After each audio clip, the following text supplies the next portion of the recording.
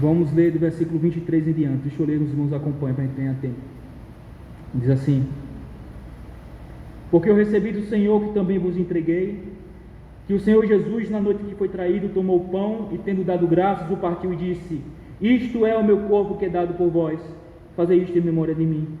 Por semelhante modo, depois de haver ceado, tomou também um cálice, dizendo: este cálice é a nova aliança no meu sangue, fazei isto todas as vezes que beberdes em memória de mim. Porque todas as vezes que comerdes o pão e beberdes o cálice, anunciai a morte do Senhor até que ele venha. Por isso, aquele que comer o pão ou beber o cálice do Senhor indignamente será réu do corpo e do sangue do Senhor. Examine-se, pois, o homem a si mesmo, e assim coma do pão e beba do cálice. Pois quem come e bebe sem discernir o corpo, come e bebe juízo para si. Eis a razão porque há entre vós muitos fracos e doentes, e não poucos que dormem. Porque se nos julgássemos a nós mesmos, não seríamos julgados. Mas quando julgados, somos disciplinados pelo Senhor, para não sermos condenados com o mundo. Assim, pois, irmãos meus, quando vos reunis para comer, esperai uns pelos outros. Convido aqui o irmão Douglas e o irmão Sandro.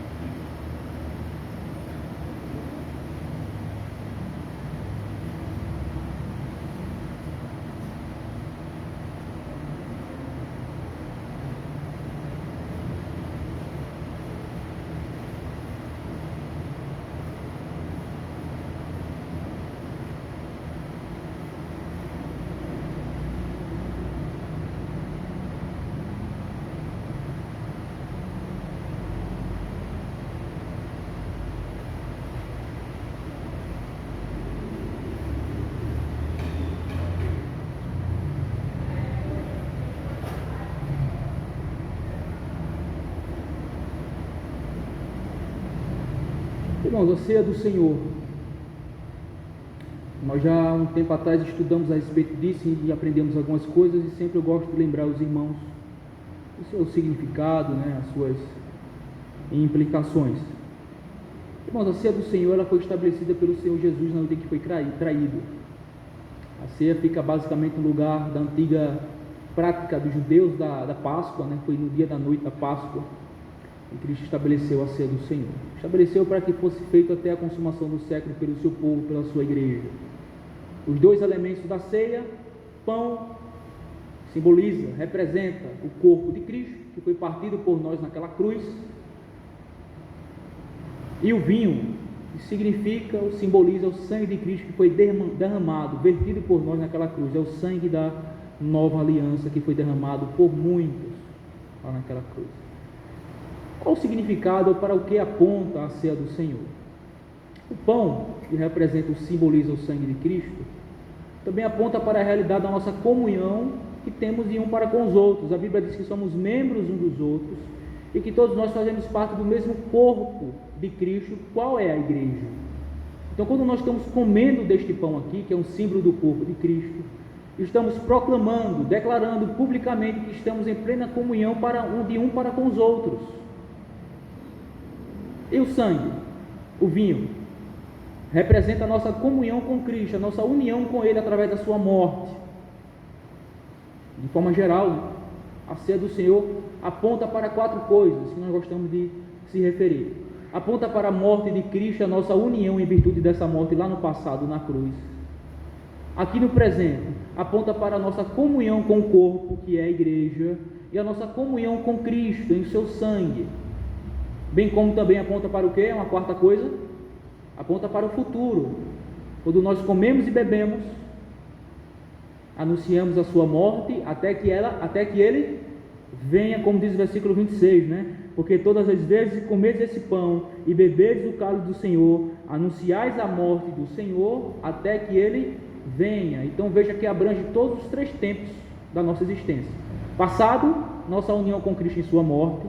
Presente, nossa união uns com os outros, representado no corpo de Cristo, que é o pão, a igreja. Somos membros uns dos outros. E a nossa união com Ele no seu sangue. Comunhão com Ele no seu sangue, bem como também aponta para a esperança cristã, aponta lá para o futuro, de onde nós aguardamos o nosso Senhor Jesus Cristo voltar para nos buscar, para estar com Ele para todos sempre. Então esse é o significado básico da ceia do Senhor. Quando nós comemos o pão e bebemos do vinho, irmãos, não estamos comendo literalmente o corpo de Cristo e bebendo literalmente o sangue de Cristo, como acontece e como creem e ensinam os católicos romanos, bem como também, em uma certa medida, os luteranos, né? Os católicos, eles acreditam na transubstanciação, que é a transformação do pão no corpo literal de Cristo e a transformação do vinho no sangue literal de Cristo. Nós não acreditamos nisso. Os luteranos já é meio termo, é a doutrina da consubstanciação. Eles acreditam de que o pão não se transforma literalmente no corpo de Cristo, mas o corpo está literalmente no pão. É algo... Nós acreditamos que Cristo está aqui no pão e no vinho, mas espiritualmente. Nós nos alimentamos dele espiritualmente, pela fé, e não literalmente. Isso aqui continua sendo pão, isso aqui continua sendo vinho. Ok?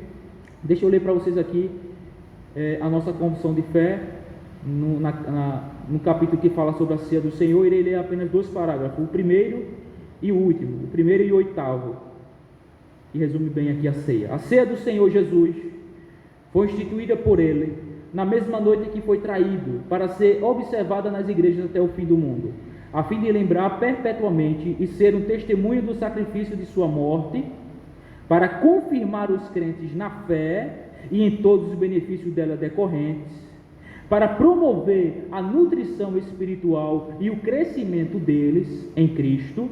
Terceiro, para encorajar o maior engajamento deles em todos os seus deveres para com Cristo, e para ser um elo e um penhor da comunhão com Ele, Cristo, e de uns para com os outros.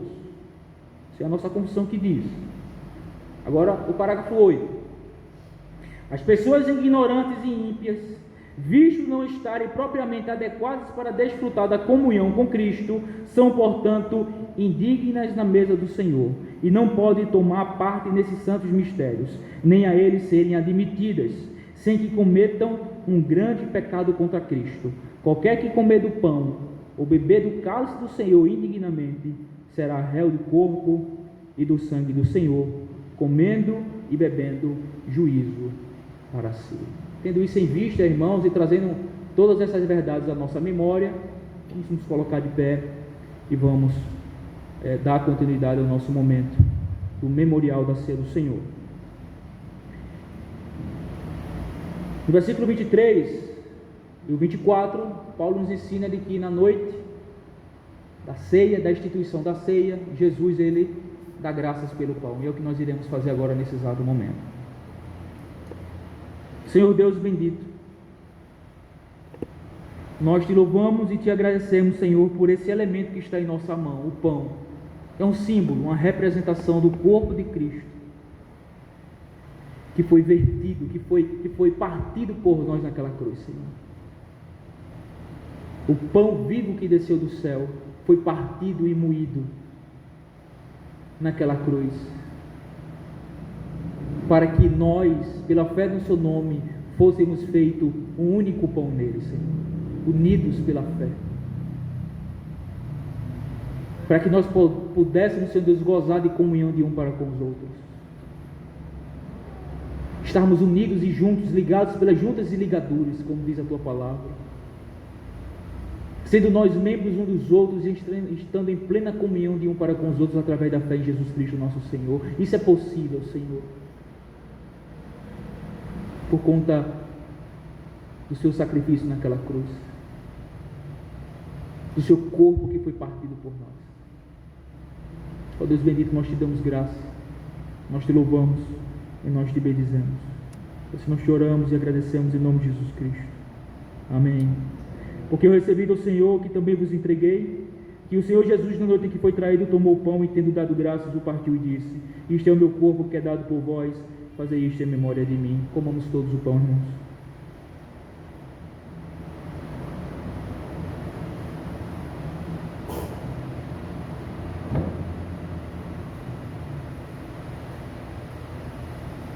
O verso 25 diz que, por semelhante modo,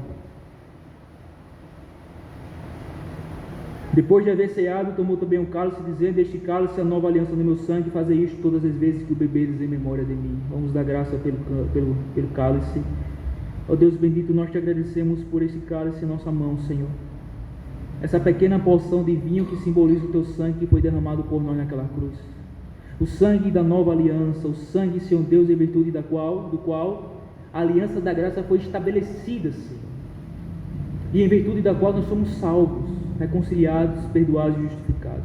Nós te agradecemos porque esse sangue, Senhor, foi o sangue que foi derramado para expiar todos os nossos pecados, para nos purificar de toda injustiça, para nos limpar de todas nossas mazelas e misérias. Nele fomos lavados, ó Deus bendito, nele nossos pecados foram completamente expiados e devidamente pagos. Através desse sangue aqui somos completamente salvos da ira vindoura, da tua ira, do teu juízo, ó Deus bendito, e então reconciliados contigo. Nós te louvamos por isso e te agradecemos, ó Senhor. Bendito seja o Cordeiro de Deus que tirou o nosso pecado. Bendito seja o teu santo Cordeiro, que o teu santo Cordeiro receba a recompensa, Senhor Deus, pelo seu sacrifício. Ó Senhor, te adoramos na beleza da tua santidade e nos alegramos no Deus da nossa salvação. Graças te damos, ó Deus, em nome do teu Filho Jesus Cristo, nosso Senhor. Amém. Por semelhante modo, depois de haver ceado, tomou também um cálice, dizendo: este cálice é a nova aliança no meu sangue, fazei isto em memória de mim. Fazei isso todas as vezes que beberes, em memória de mim. Irmãos, tomamos todos juntos.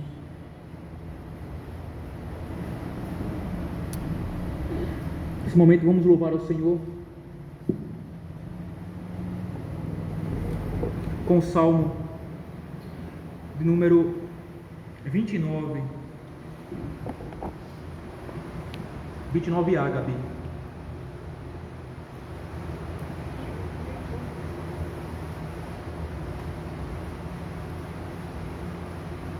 Cantemos todos alegremente, irmãos, regozijadamente diante do Senhor, por sua obra, sua graça, seu amor, por sua bondade para conosco.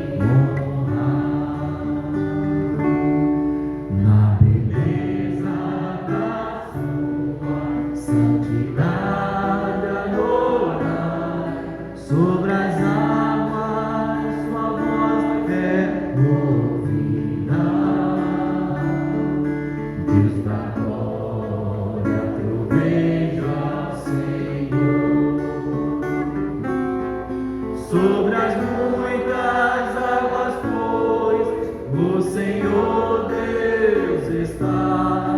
Poderosa é sua voz, majestosa ela é. A voz de Deus despedaça os céus, sim. Do Senhor a sua voz vem o céu.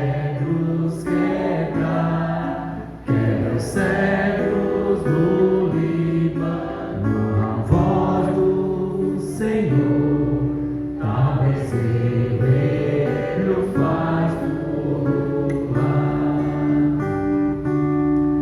Líbano se honra como selvagem voz, sua voz lança chamas de fogo.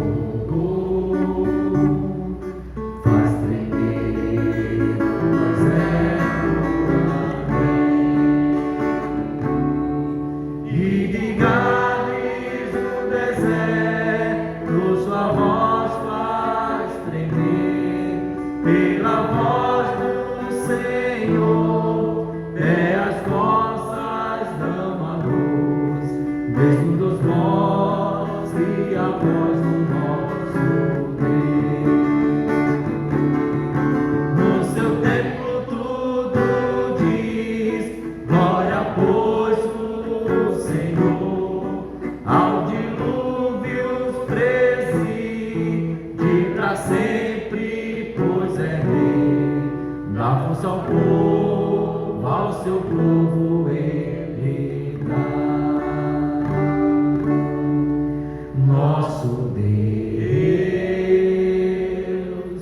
abençoa o seu povo com paz.